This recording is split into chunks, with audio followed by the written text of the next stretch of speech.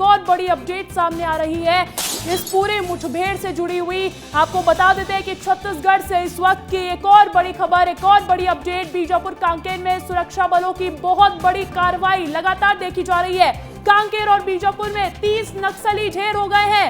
आपको छत्तीसगढ़ से इस वक्त की बड़ी खबर बता रहे हैं। आपको बताया कि अभी तक 24 नक्सलियों के ढेर होने की जानकारी थी, 20 बीजापुर में, 4 कांकेर में, लेकिन अब यह आंकड़ा बढ़ गया है। जैसा कि आपको जानकारी दे रहा है कि ये लाल आतंक पर अब तक का सबसे बड़ा प्रहार साबित हो सकता है। हमें याद होगा किस तरीके से दंतेवाड़ा में 38 नक्सलियों को ढेर किया गया था, लेकिन देखिए अभी आंकड़ा 30 नक्सलियों का यहां पर भी पहुंच रहा है। सूत्रों के हवाले से बड़ी खबर आपको बता रहे हैं, बीजापुर में 26 नक्सलियों के ढेर होने की जानकारी है। कांकेर में 4, बीजापुर कांकेर में सुरक्षा बलों की कार्रवाई लगातार जारी है। युकेश चंद्राकर का रुख करना चाहूंगी। युकेश, बहुत बड़ी अपडेट मिल रही है, ये जो आंकड़ा है लगातार बढ़ता जा रहा है, 30 नक्सलियों के ढेर होने की खबर।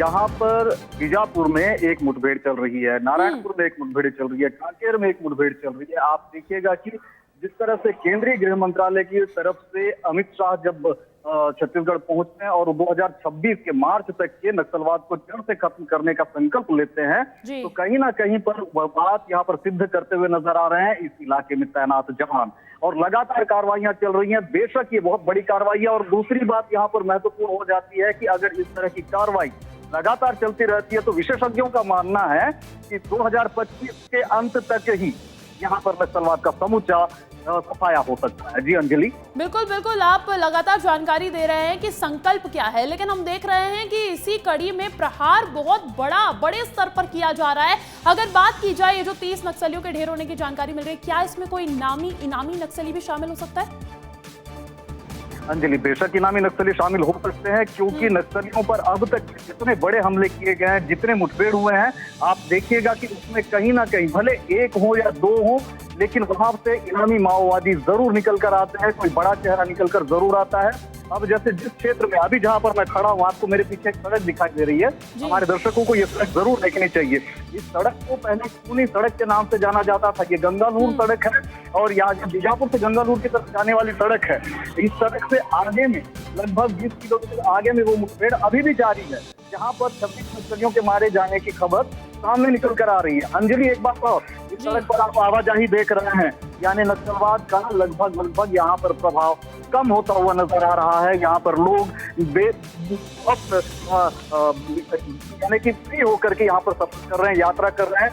दूसरी बात, इसी सड़क से उन माओवादियों के शवों को बीजापुर जिला मुख्यालय तक लाए जाने की पूरी उम्मीद है। अगर ऑपरेशन शाम तक के खत्म हो जाता है तो बहुत ज्यादा उम्मीद है कि इसी सड़क के शवों को जवान लेकर के इसी सड़क से लौटेंगे। बिल्कुल योगेश, एक तो ये संख्या बताती है कि आखिर कितना बड़ा लाल आतंक पर प्रहार है, लेकिन दूसरी तरफ जब सर्च ऑपरेशन चलाया जाता है, जो कुछ भी हथियार बरामद होते हैं, जो कुछ भी एक्सप्लोजिव बरामद होते हैं, वो भी इस बात की ओर इशारा करते हैं कि ये कितना बड़ा प्रहार किया गया। अगर बात की जाए क्या कुछ अभी तक बरामद हो पाया है सर्च ऑपरेशन पर, तो उसको लेकर कोई अंदर खाने की जानकारी मिल रही है? बिल्कुल अंजलि, मिल रही है। यहाँ पर ऑटोमेटिक राइफल्स की बात की जा रही है। ऑटोमेटिक राइफल्स की जब भी बात की जाती है तो सबसे पहले एक सबसे काबिल और खतरनाक हथियार जो हर किसी के जुबान पे बिल्कुल नॉर्मल वे में आ जाता है, AK-47। इसके अलावा LMG की बात आ जाती है। इसके अलावा सेमी ऑटोमेटिक राइफल्स की बात आती है तो वहाँ पर इम्ताज जैसे राइफल्स भी आ जाते हैं। तो यहाँ पर बेहद खतरनाक हथियार हो जाते हैं। पूर्व में जब आप देखते हैं, जब नक्सली एक रणनीति के तहत, गुरिल्ला युद्ध नीति के तहत जब जवानों को घेरते थे और उन पर हमले करते थे, तो जवानों को ज्यादा नुकसान पहुंचाया जाता था। तो उनमें इन हथियारों का बड़ा रोल होता था।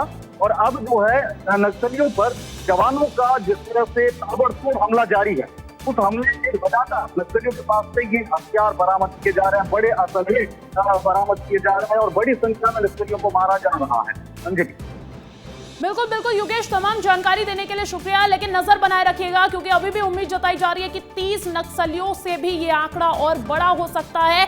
ये ऑपरेशन, एंटी नक्सल ऑपरेशन, और भी बहुत बड़ा हो सकता है। बहुत बहुत शुक्रिया तमाम जानकारी देने के लिए। लेकिन इसी बीच देखिए लगातार जो है वो नेतृत्व की, राज्य नेतृत्व की, केंद्रीय नेतृत्व की नजर भी इस मुठभेड़ पर बनी हुई है और CM विष्णुदेव साय ने इसको लेकर X पर पोस्ट किया है। इसी के साथ साथ केंद्रीय गृह मंत्री अमित शाह ने भी पोस्ट किया और देखिए नजर बनाई हुई है और बहुत कुछ यहाँ पर पोस्ट में जानकारी साझा की है कि प्रदेश में नक्सलवाद के विरुद्ध हमारी लड़ाई मजबूती से जारी है। देखिए, इससे पहले आपको बता दें कि 2 दिन पहले 2 दिन के दौरे पर थे दिल्ली में मुख्यमंत्री विष्णुदेव साय। वहां पर केंद्रीय गृह मंत्री अमित शाह से मुलाकात की थी और खास तौर पर नक्सलवाद के खात्मे को लेकर यह चर्चा हुई थी, बस्तर के विकास को लेकर चर्चा हुई थी। प्रधानमंत्री नरेंद्र मोदी से भी मुलाकात की थी, छत्तीसगढ़ के समुचित विकास को लेकर खास चर्चा हुई थी। लेकिन इसी बीच देखिए, ये जो ऑपरेशन चलाया जा रहा है ये कहीं ना कहीं बहुत बड़ा लाल आतंक पर प्रहार माना जा सकता है, क्योंकि साफ तौर पर कह दिया गया है, साफ तौर पर संकल्प है डबल इंजन की सरकार का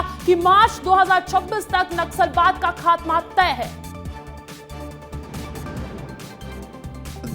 2 नक्सली मुठभेड़ में एक जगह 18 नक्सलियों का डेड बॉडी मिला है और एक जगह 4, और इस तरह से कुल आज 22 नक्सलियों का डेड बॉडी मिला है। तो हम अपने सुरक्षा बल के जवानों के साहस को नमन करते हैं। तो ज़्यादा समय नहीं लगने वाला है और हमारे माननीय गृह मंत्री जी का भी संकल्प है कि 31 मार्च 2026 तक पूरे देश से नक्सलवाद को समाप्त करना है और उस तेज़ी के साथ काम भी हो रहा है और हमको पूरा भरोसा है कि माननीय गृह मंत्री जी का संकल्प पूरा होगा और हमारा जो बस्तर स्वर्ग है वहाँ भी पूरे देश दुनिया के लोग जा पाएंगे। बीजापुर क्षेत्र में 18 नक्सलियों के शव बरामद होना इस ऑपरेशन में ये बहुत बड़ी सफलता है हमारे लिए। पामेड़ के क्षेत्र में अब बस का चलना, बीजापुर से पामेड़ तक बस का चलना, वहाँ पामेड़ आदि क्षेत्र में तर्रेम पामेड़ क्षेत्र से युवाओं का यहाँ तक घूमना आना, समूचा बीजापुर बदल रहा है, समूचा बस्तर बदल रहा है। आने वाले समय में समूचा बस्तर लाल आतंक से मुक्त होगा। आप भी किसी शाम इंद्रावती नदी के किनारे आराम से बैठकर चाय पी पाएंगे। सबको मैं अपनी ओर से बधाई देता हूँ, पूरे पुलिस प्रशासन को बधाई देता हूँ और निश्चित तौर पे जब आने वाले 2026 में मार्च तक हमारा पूरा ये छत्तीसगढ़ नक्सल मुक्त राज्य के रूप में स्थापित होगा, उन क्षेत्रों में जो हम सबकी कल्पना है और हम सबकी सोच है कि ढोल और मांदर के थाप वहाँ पर अब फिर से सुनाई देंगे और प्राकृतिक रूप से जो अप्रतिम सौंदर्य का जो खजाना है वो हमारे इस बस्तर और पूरे छत्तीसगढ़ को दिया है, उसकी छटा देश दुनिया में लोग देखने आएंगे।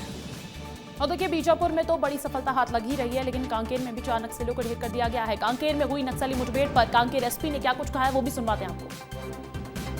आज कांकेर नारायणपुर जिलों की सरहदी क्षेत्र में नक्सल के साथ मुठभेड़ हुआ है। इसमें डीआरजी और बीएसएफ का संयुक्त टीम शामिल है।